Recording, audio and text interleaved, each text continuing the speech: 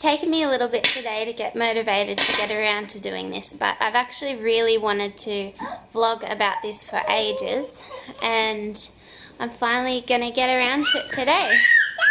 So basically, I want to talk to you about co-sleeping and bed sharing and my situation with that, my thoughts on that, and how I've got to where I am, which has kind of been pretty much an evolution from when Isla was a newborn to her being a 1-year-old now. So yes, for us it's been a great thing.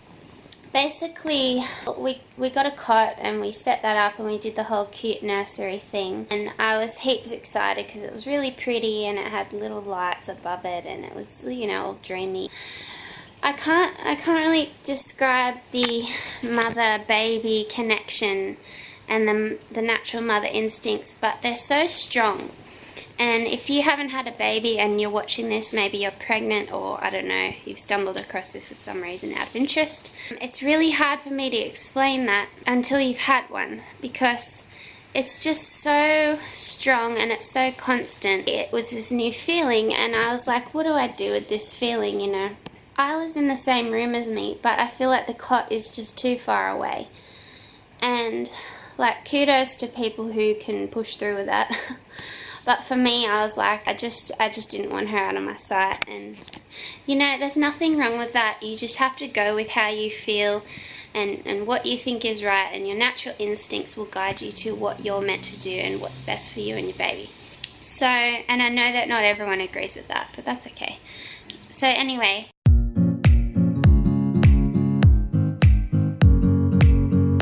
we've actually had our mattress on the floor for quite some time. We had an IKEA bed frame and it kind of fell to bits after moving house probably a few too many times. And we kind of gave up on it in the last move, and we had tried the mattress on the floor just because that's what happened. And then we were like, oh, this is actually pretty great. It's like a bit bohemian. It ended up really helping in the beginning because I didn't feel comfortable to put Isla in the cot overnight. I did put her there for naps in the day sometimes, but I actually bought a really nice bassinet to go with our pram, and that was going to be really practical because we can walk to work from our house. And I thought, well, that's just great because she might fall asleep at the green room, or she might fall asleep before I leave or on the walk, and it just is like click in, click out, and it was just like really great. And it was really great.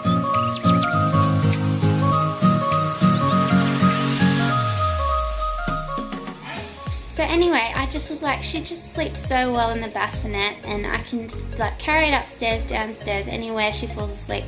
And so what we did, because it kind of reminded me of the hospital situation where you've got your baby in the trolley and they're just wheeled up right next to you, and I felt really comfortable with that situation, and I was wishing that I could just buy one of their trolleys and take it home, although with our mattress on the floor that wouldn't have worked.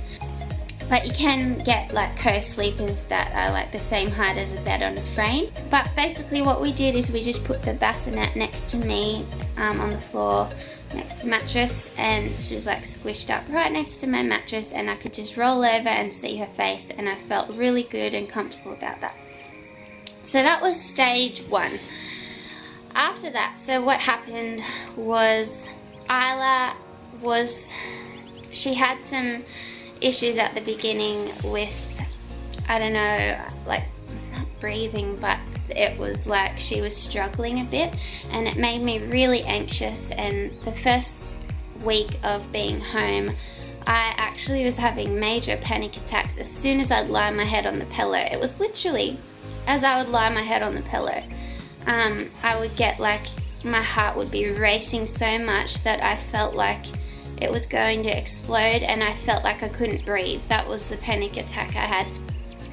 I'm just trying to think. So then I started really getting into researching co-sleeping and things like that, but I felt like there was this big taboo thing around bringing them into bed, and I didn't even look into that because I was like, yeah, it's dangerous, you could roll onto them, it's not safe. I was so tired one night, and I pulled her into bed with me just to breastfeed, and I was so tired that I fell asleep with her in my arms.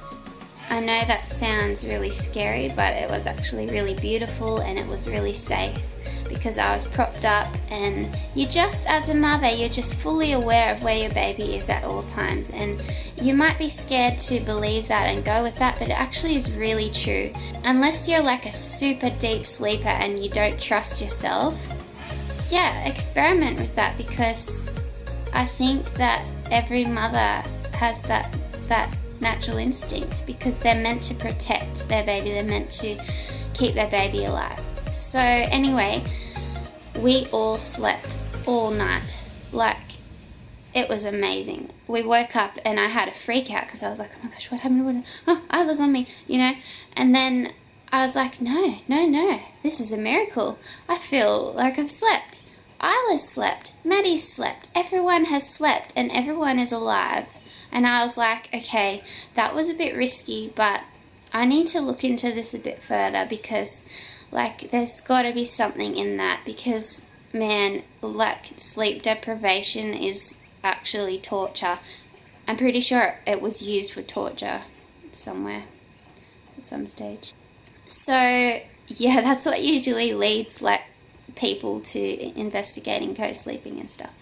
So it evolved from there. Then I was like researching big time, because I was like, that was the best sleep I've ever had. Alright, so, okay. I read an article in Health magazine, and every word of it just spoke like worlds to me, and it just was everything I was feeling in words, you know? Words that I didn't have, and there they were written on the page, and it was just so great. What happened next is I looked into these little like co-sleeper beds that go in between you and your partner.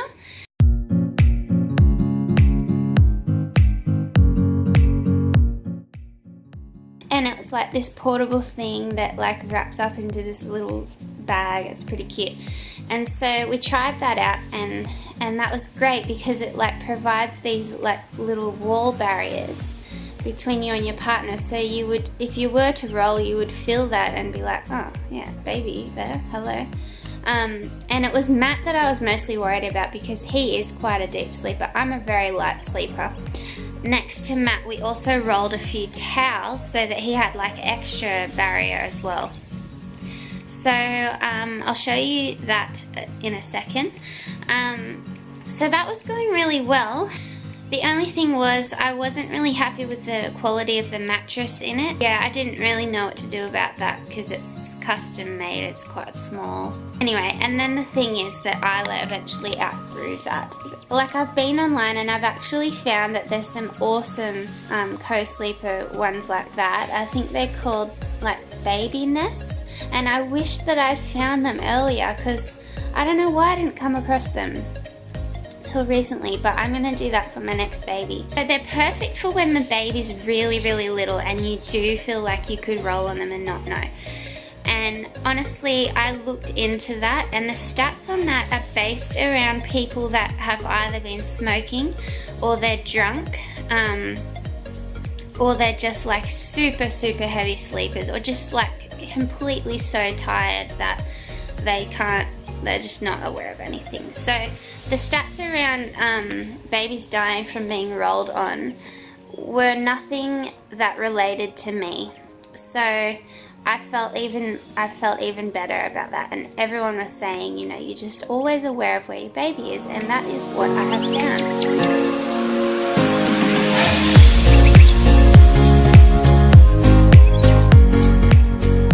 This is where things got a little bit interesting. So I rearranged our bed so that I would share the bed with Isla, because she was getting bigger and we were starting to get really cramped and uncomfortable.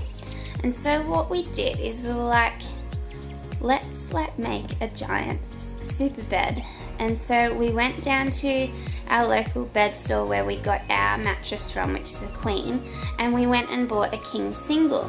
And then that was going to be Isla's. So this is looking foggy. I don't know why.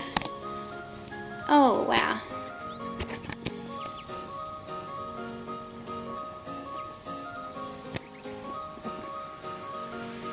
That was really weird. Okay, so we went down and we bought that, and that was a bit of an investment. And this is where I had a really upsetting thing happen, because there's something that I didn't know about.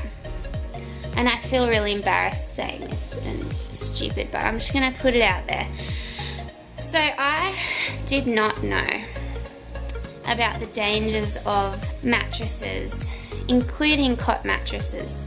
I just didn't know. I think I knew something, and I knew that when we got our mattress that it was off-gassing quite a bit, but I thought that just happened for a week and then that was it was gone.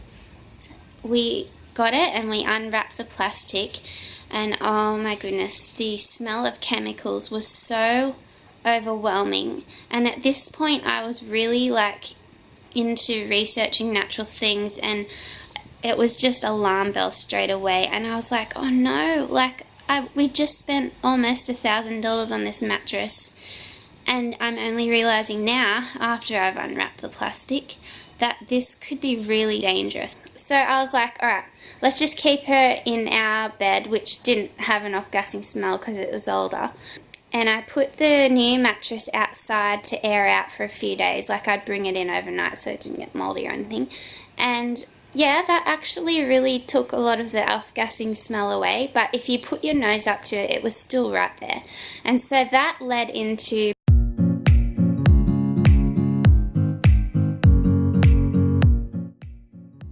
where I was researching mattresses, off-gassing, blah blah blah, and this led me to learn that is the direct link to SIDS. I was just shocked. I was like, oh my goodness, I have had Isla on my mattress for months, and Isla has actually, in her first year of life, she had this thing called stridor develop, which is where, like, on breathing in, it sounds like this, you know, and it didn't happen all the time, and it would come and go, like it would be there for a week and then it would be gone for 2 months. So it was really strange, and we went to the doctors quite a few times, and they were like, okay, usually this happens with like newborns, where they've got like a narrow like passage in their throat, and eventually they'll grow out of it. But it was only that case if it was like happening constantly, but because Isla was having it like periodically, they said that it's probably not an anatomical problem. So I was like really sensing as a mother that there was like something irritating her throat, and I was racking my brain trying to figure out, what is it? Like, is there mold in their house? Is there some chemical around that I'm not aware of? Like, I always like wash her new clothes before she wears them. I was trying to be aware of everything like that, and I just can't believe how much you have to actually really research before you're a parent, and not just about parenting and not just about breastfeeding, but about like sleeping and all of that. If you're gonna have them on a cot mattress, it should be an organic one that's, yeah, anyway, so I'm blabbing on, but basically this is what happened. I had this revelation one night because I was reading about what is actually in adult mattresses, and what was the name of it? Okay, I'll look it up and I'll put it on the screen now. But anyway, I read about that chemical, and there was a direct link to that and respiratory problems, and I was just like, no, I've done this to Isla. Like, I couldn't believe it. I was just like, I know that that's what's irritating her. I know it. And so so I found out what to do. I was like, what on earth do you do? Like, because they were saying that it's directly related to SIDS, which means that it's not just adult mattresses, it's cot mattresses as well. I found this company in New Zealand online called Child Safe.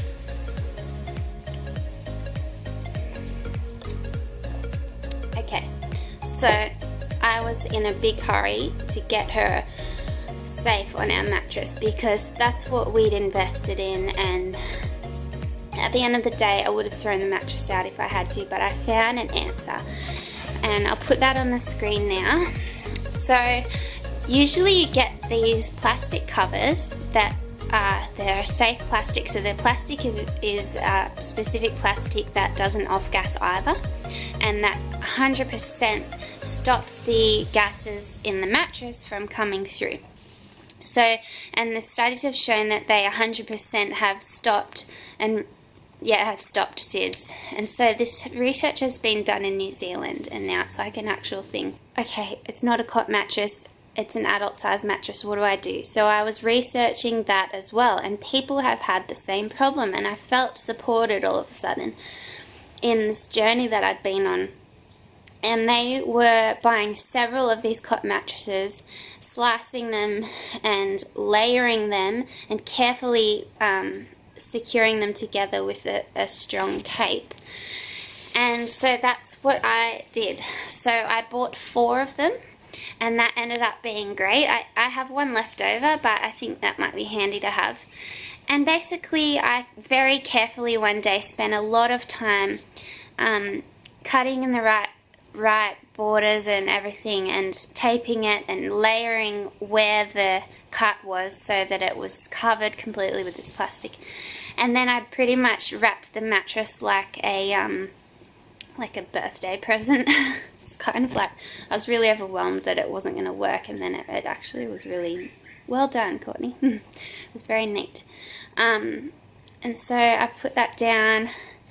I put her bedding back on, and also under her top sheet I've got, not her top sheet, well, I forget what that sheet's called, the sheet that, yeah, anyway, under her sheet I have already got this organic like mattress pad, which is like waterproof if they've wet the bed or something like that.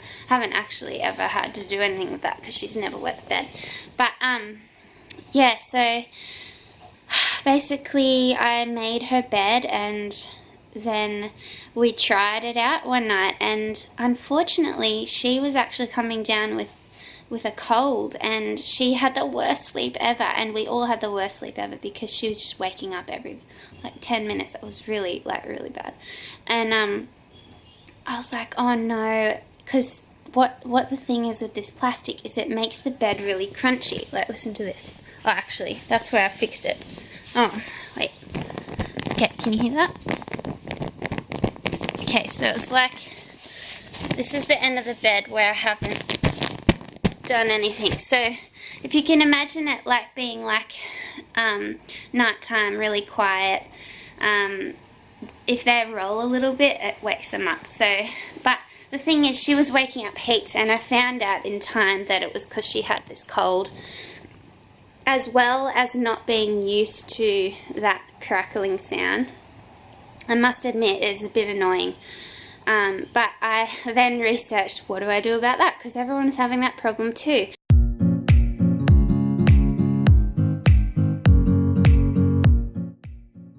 That people were like layering organic like blankets underneath the top sheet, and so then with her organic mattress pad on top as well. This is what it sounds like now.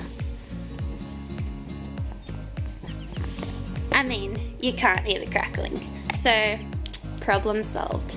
And I was pretty stoked with that, and now she sleeps on it so well. And you know, you do hear a little bit of like the crackling when like I pick her up and I'm like kneeling across the mattress to put her down. But she's so used to it now, it's just like another sound. And I always have like a rainmaker sound on my phone, with my phone on airplane. And like that just drowns out any background noise. Like if someone's yelling in the neighborhood, or like there's a dog that barks, it just like cuts that out for her and helps her to sleep better. And also we did that because we wanted to go camping, and we knew that camping was going to be quite noisy, so we kind of trained her to have like this rain sound when she sleeps, so that we could go camping and just like have her sleep anywhere, and it totally worked. Obviously before I put her on the king single mattress, I was worried about the off-gassing, but Maddie and I were so uncomfortable, so what we did was Maddie slept on the king single, and you know, he took it for Isla, he took the gas for Isla, but it was pretty much like our normal mattress by then, but I was just so worried to put her on there. So she was sleeping on my queen with me, and Maddie was sleeping on the king. And then once I got the plastic, because I had to wait like 30 days once I ordered it and once I knew about this gassing, so that was what I did in the meantime. And then we got the plastic and we got it wrapped, and it's all good now. And so now Maddie and I get our bed back. That's where we're at now. And then after that, it was just pretty much tweaking the bed situation to be like perfect.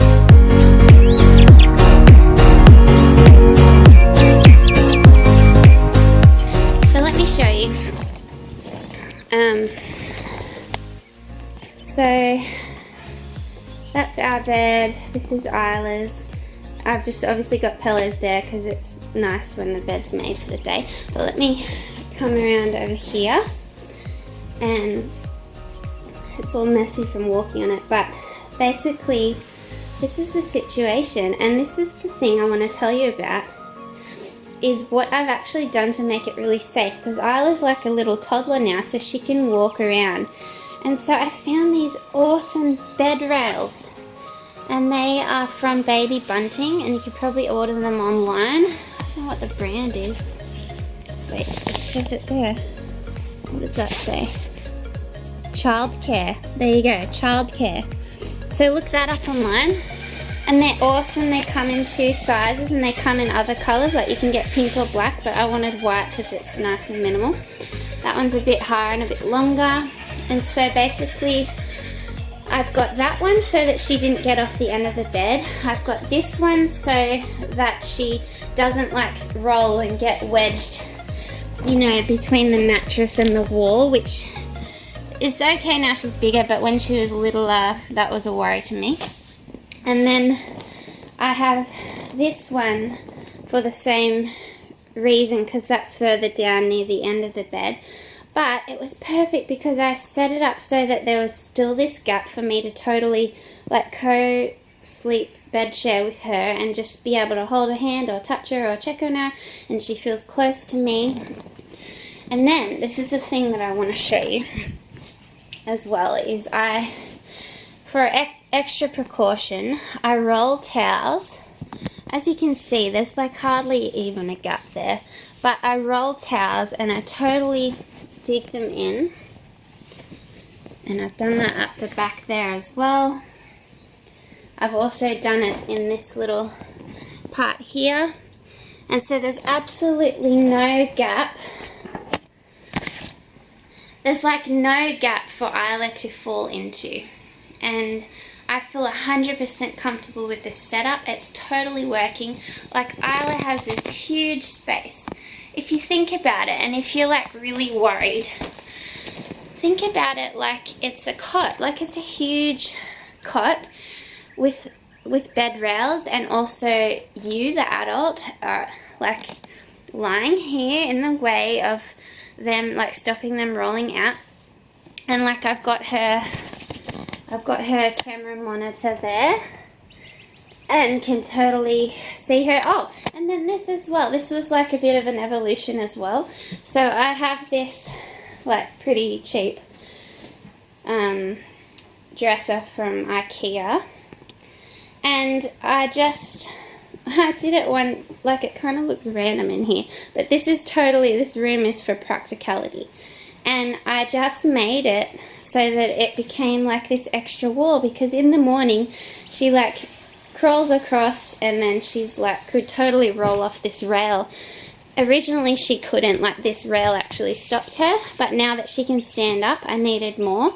So like, check this out.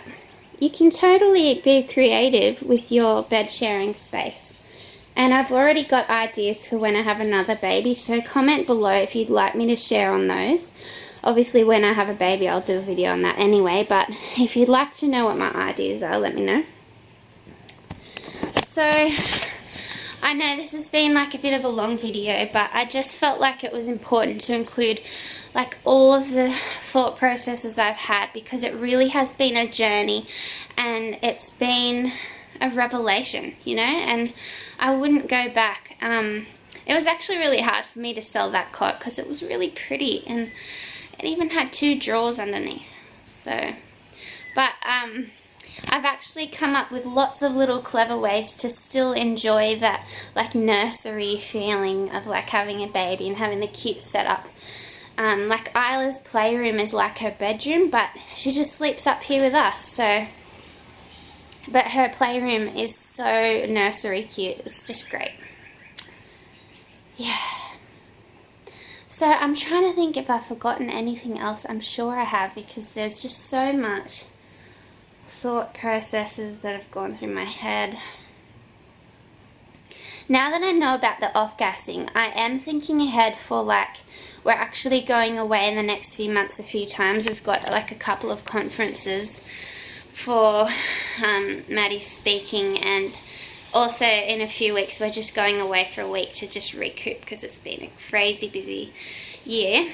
And I'm like, because then I'll be like in the situation again where I'm on someone else's mattress and I don't know if that's new or old or what it's made of. So I'm looking into what I'm going to take as a portable kind of situation, and I will let you know how I go with that. If you'd like to hear about that, let me know.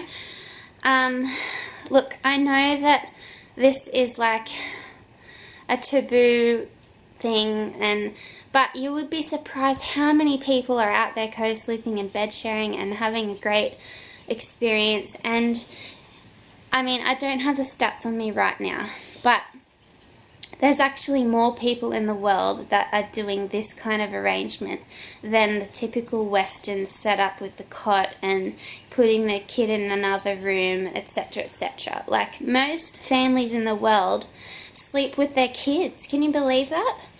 And over here in the West, it feels absurd. Like, it feels like, why would you do that? And people say, oh, you can't do that because you'll never get them out of your bed. And I'm just like, you know what? I really don't think that my 9-year-old will want to sleep in my bed. So it's not going to be an issue. It's actually just this beautiful journey, and I really invite you to give it a go. Just as a disclaimer, I'm not saying that this is 100% the way for everyone. I'm literally just sharing my experience. Take what you want from my experience. I've been very honest and open about this, and it's been a learning journey. I've made some mistakes along the way. Please don't judge me for that.